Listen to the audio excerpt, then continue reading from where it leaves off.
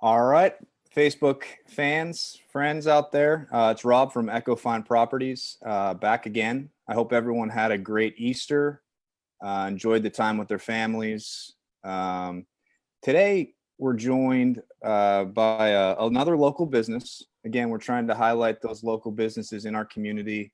We know it's a tough time for a lot of people, but staying active, staying relevant, letting people know you're out there is what counts. And again, the local businesses are the fabric of our community, and it's what keeps us together. So let's continue to support each other, and we're going to come out of this, and we'll be stronger than ever. So my guest today is Karen Nobel. She is the owner of Kids Need More Art, located in Abacoa, and I believe there's a location in West Palm. But I'm gonna let Karen take it away. Hey, Karen. Hi, Rob. Thanks so much for having me. I so much appreciate what you're doing with highlighting local businesses, because we absolutely do need the help.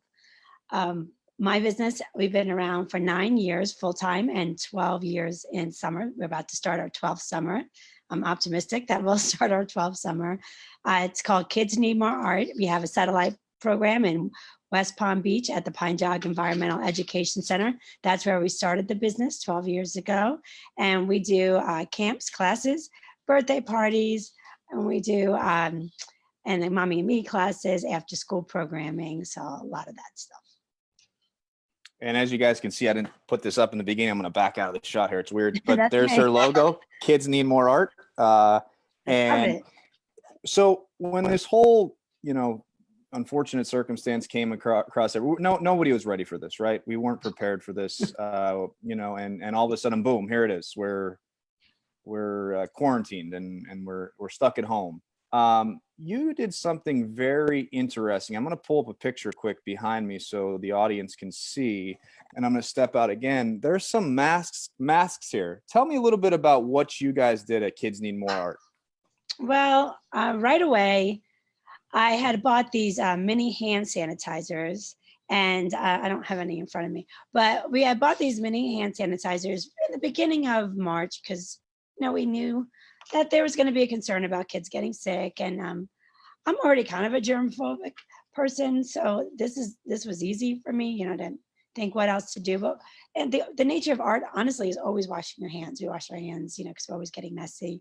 But I wanted to go the extra mile and make sure parents felt safe. So I bought these mini hand sanitizers, and now spring break is not going to occur in the scale, right, that we all had thought. So I was looking at them one day, and everything started to explode. And I thought, what can I do with these hand sanitizers? And schools were already closed, and I went to visit my pediatrician with a whole bucket of them. And I just thought, at least he can give them out to families, and right away, I just felt this urgent need, like, what can we do? And his name is Dr. Glazo, and he was really instrumental in making me understand that as as a mom, as a teacher, as a parent, that we all had to do our part. And so what could we do? And right away, I asked him, what he needed, and he said he needed masks. And I thought, well, I ordered a few, but I don't think they're ever going to come. And I had taken a flight with my daughter in early March, and I had ordered these 2 cloth ones, and they were emoji masks. And when I went home that, a couple of days later, I was looking at this emoji mask, and I thought to myself, it was one of those crazy creative moments where I thought, we could sew these. And I have this awesome seamstress, and her name is Romy. She lives in the Heights. And she said, I sent her a picture. I said, can you make some of these? Now I'm going to pay you. I'm going to have you make them. I wanted to give some to my pediatrician. I wanted, to just say, who could I help? And I said, well, what do we get? And now I could be an impatient person when I have a creative moment. I think that's a thing about artists. You have this moment and you want to act on it. And right away I said, well, what fabric do you need? What do you need? What about elastic? She said to me, let's just do old t-shirts. And I was like, I have old t-shirts. And, the beauty of being an artist, you don't throw a lot away. I'm not going to lie. You could be a hoarder a little bit. But it's always with this green concept in mind, of like recycling. And so right away I went, started to dig in deep. I had all these cam shirts, and some of them were outdated, but mostly they were like new camp shirts that were from the summer before. So I had a ton of them, and I dropped them off at her house on a Saturday night. And by Sunday, that picture behind you was born. 4:45. I mean, less than 24 hours later.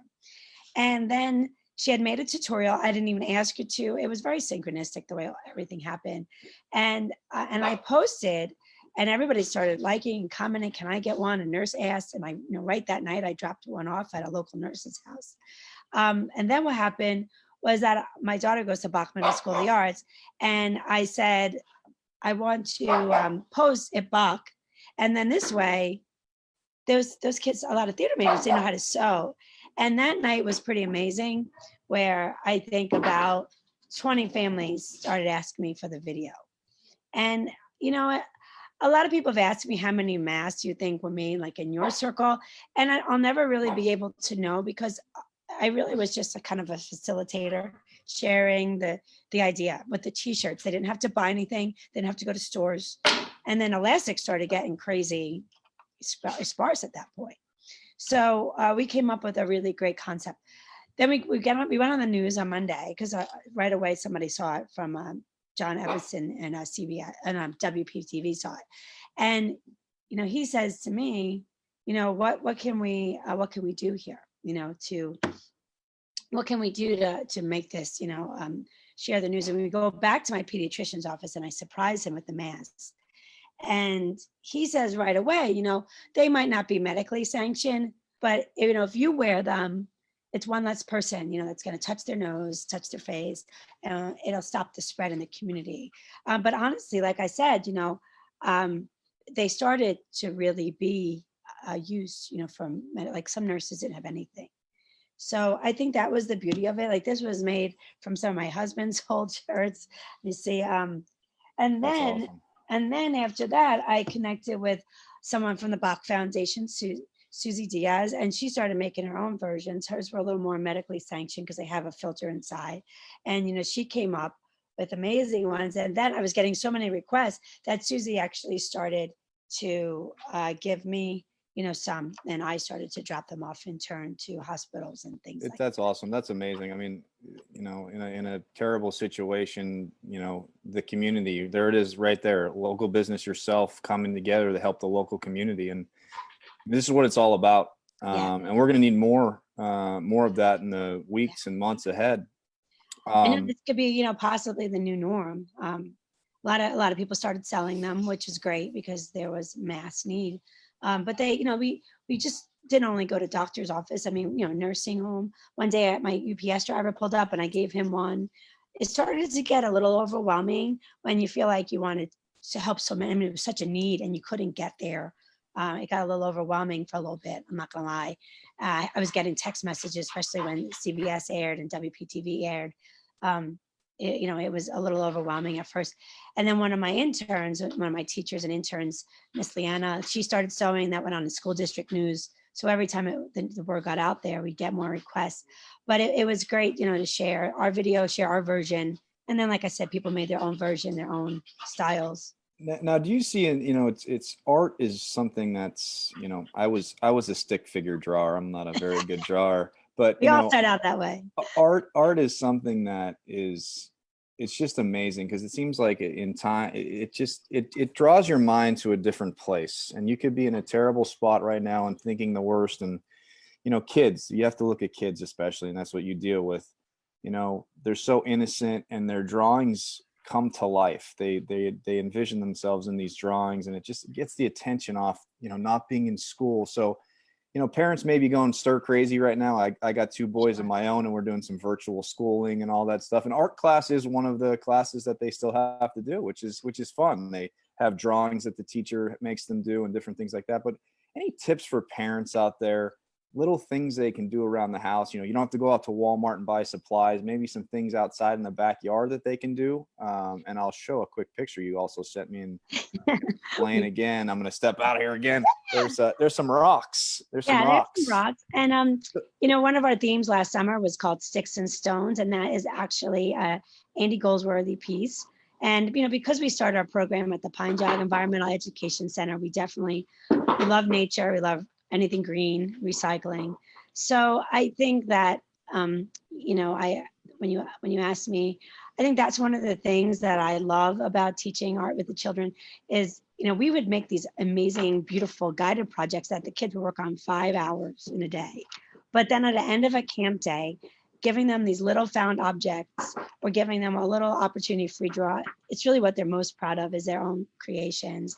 And so I do encourage parents to look around their house or go outside in nature. Andy Goldsworthy was really famous for getting sticks and stones, putting things together and then photographing them, because his idea was that art didn't always have to be permanent.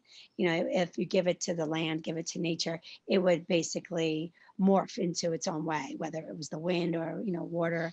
And so that's the one thing I thought of right away about kids can do at home. And I've seen kids play with cardboard boxes for literally hours on end. Yeah, it's always the Christmas gift. The best part of the Christmas Yeah, gift the is the best big part. box.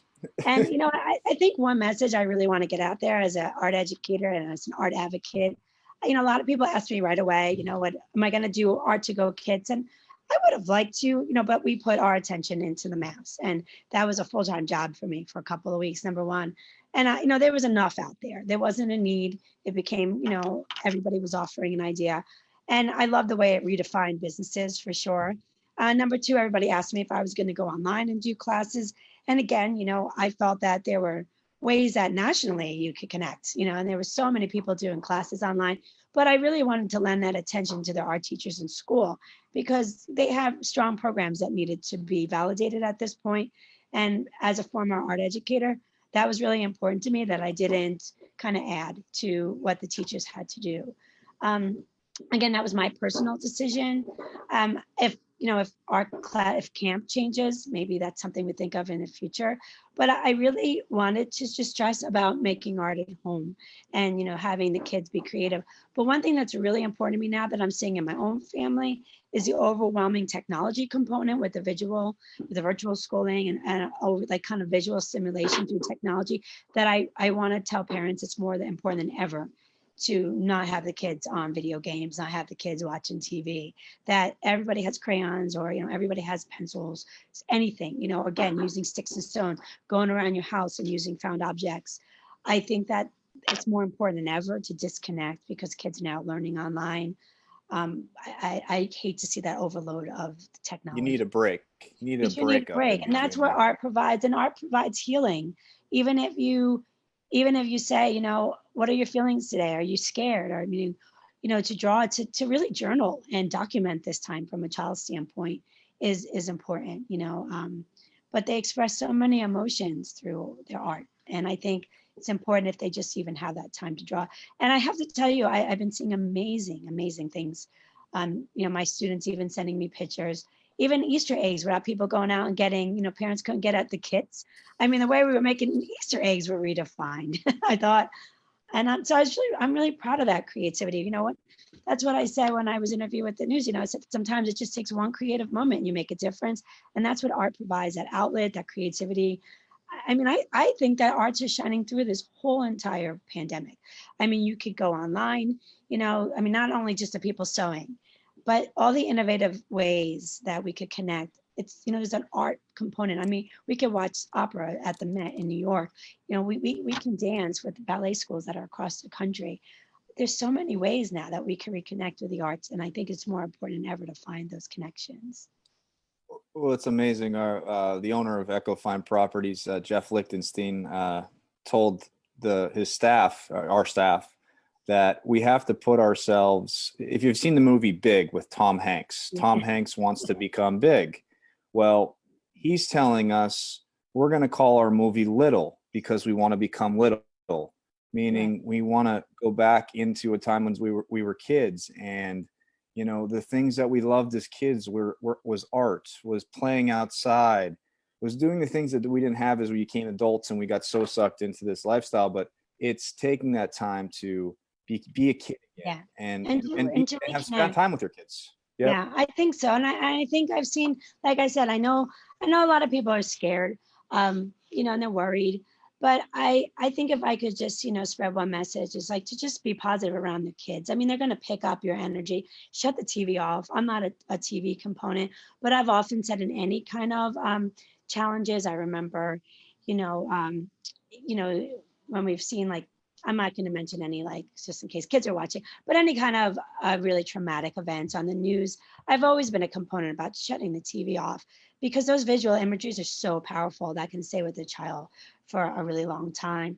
But I think there's amazing opportunities here to reconnect as a society, as a nation, and then again, as families. And so, I know it's kind of crazy, but I think this is a time to kind of reinvent yourself, reinvent my business, reinvent all businesses, and reinvent our community. There's a lot of strength that's shining through right now, I think. And I know, what would you want parents to know about small businesses, especially a business like yours that works with specifically children? What do you want the parents out there to know about a business like yours? Well, I think that I sometimes there's a lot of negativity on social media, like moms groups, or just in general. And there could be a little bit of judging, a little bit of kind of social shaming. And I think really just to be careful of that, because every business is struggling. I mean, I that was one of the first thing I posted on Instagram, is to, really start sending some positive energy out to businesses, because I knew, that we would be closing, and I anticipated that we would be closing for a long time. And, I'm lucky enough that this isn't our sole income for our family. But could you imagine if it was, if I was the breadwinner? I have to say that, I think number one is you really have to remember that if you want something for your children to do when this is all over, you have to be kind, because I am not the sole breadwinner, and the stress and the financial stress that this is going to put on our family, it's easy to close, it's easy to give up. And I was already planning on making a change at the end of December, but now I'm gonna, like, I'm gonna have to hang in there if all of a sudden there's things that there aren't outlets for children to do, because I'm afraid of all those children's businesses out there. I mean, are they going to be able to sustain themselves, especially if they're the number one breadwinners for their family? So I think that really just showing kindness and support in any way you can, and stop the social shaming, stop the judgment on social media, and just understand that we're all in a process, and we're all trying to work this a best that fits our family's needs. And number two, I think I've been really fortunate about the amount of support I've gotten from my families. I had over $7,000 of spring camp registrations, and just some of that would have gone to pay March rent already that was already due, and some of it would have paid April's rent. So it's not that you have this extra amount of money when you get this money. I mean, it goes to expenses, and most of these businesses survive with summer camp revenue. And now we're not getting that. And I've already spent summer camp revenue on, ordering bags and t-shirts. I'm a planner. We were already spending that money that was coming in. And I think that parents, like, everyone's worried about summer camp, but if I were to ask one thing for anybody who runs camp, and I'm sure they would agree, that if parents could just give us a time to figure out, if this is going to happen. And I'm positive that it's going to happen in some form, whether we have to do small groups, whether we have to adjust times. I believe that families are going to need a sense of normalcy. I believe that children are going to need to get back engaged into society when it's safe enough to do so. So I think that's the one thing that I will, ask of my families, to just give us time to work it out. And then those summer camp refunds, of course they're going to get it. It's just that we're going to need time to get some relief loans that are coming in for us as well. We've applied for the CARES, and then I find out it's not 10,000, it's only going to be 1,000. So, again, my rent at Abacoa is pretty high. And, those are our initial thoughts now, is how are we going to do all these refunds? And it's a little scary. So I'm just staying positive and hopeful that I'm going to, we have a great new theme. All our themes are planned. Our website's been up and running for summer camp registration since January. This is my favorite thing that I do in the summer. So it's getting a little scary right now. I'm not going to lie. So I think I just want to ask parents, just be hopeful, and keep putting that positive energy out there for us, hoping that we're going to see kids this summer, because it'll help a lot of businesses like mine really sustain themselves for the rest of the year. That's exactly what it is. It's that positive energy, staying positive. It's hard. Everyone gets down in the dumps sometimes, and sometimes it's hard to get out of that, but you just have to remain positive and know that this will end hopefully soon, and We'll all be back. Can you just tell us, Karen, where you're located again, and if anybody has any information, how they can get in touch with you, or a website that they Yeah, can sure. go to? Well, our full-time location is in downtown Abacoa, 1155 Main Street. And we are right in the hub on Main Street, across from FAU, by Scripps. Lots of great businesses around me, some which are still open, serving food. And we have a website. It's the logo behind you, kidsneedmoreart.com, really easy. Our phone number is 561-746-4576. Mostly, answering emails, obviously, since the studio is closed, is the quickest for me right now. And one last thing, just go through, for those who've never been to Kids Need More Art or have heard about Kids Need More Art, what are some of the services offered there? I know you guys do summer camps, spring break camps. Yes. Just go all through the camps, anytime schools are closed, so we call them schools out, winter break, spring break, summer camps. And, having the kids all day with themes and just really engaging all day is one of the favorite things we do. We host birthday parties, so we had to postpone about half a dozen of them. And now they're really they canceled. So that was upsetting. We do after school classes, Mommy and Me, Kids Night Out. I think Kids Art Express on Saturdays for a Saturday, like a drop-in class. And it's been really difficult this business has been my life for 12 years, and to just stop all of a sudden, I really miss my little artists, and I still post and try to connect with them when we can. But like I said, we're just hoping for good times ahead. This too shall pass, and we're going to come back stronger, rested, and more creative than ever. So, but thank you for this. And everything you're doing to help us, because we need the help. We need the love, Rob. We need love. We will be more creative after spending all this time inside. Believe me, we will be more creative. I just want to thank you, Karen, for coming on today and telling us more about Kids Need More Art, and the importance of staying positive. You heard Karen say it a bunch of times, staying positive. And again, the community, the businesses, the fabric of our community. This is it. It's us. We're in it together, and we have to be in it together, right? If we're not in it together, what are we here for? So remember, if there's any other local businesses out there that just want to say hi, me and you have a chat here on Facebook and just talk, promote your business. I know you may be closed right now. I know times may be tough, but just be relevant and show people you still exist, and just talk about your business like Karen did. I invite you to reach out to me. I'm going to put up my email here quick. Bear with me. I got to go this way. It's 561-801-6621, and it's rob@echofineproperties.com. So any other business owners out there, I'd love to schedule you. We've been doing these at 2:00 every day. And again, it's just to highlight the community around us. We're a real estate company. We sell homes, but people buy where they want to know about the community and what's around them. That's why you buy a home. What's around me? And it's people like Karen, the masks she made, just the person that she is, that's in our community. It's a great place. Palm Beach Gardens, Jupiter area. Karen, can you agree? It's a great place to live. It's a beautiful place to live. That's for sure. Feel so blessed every day. With some great people. Well, thanks again, Karen. And that's going to do it for us today. Thank you. All right. Have a good one, everyone.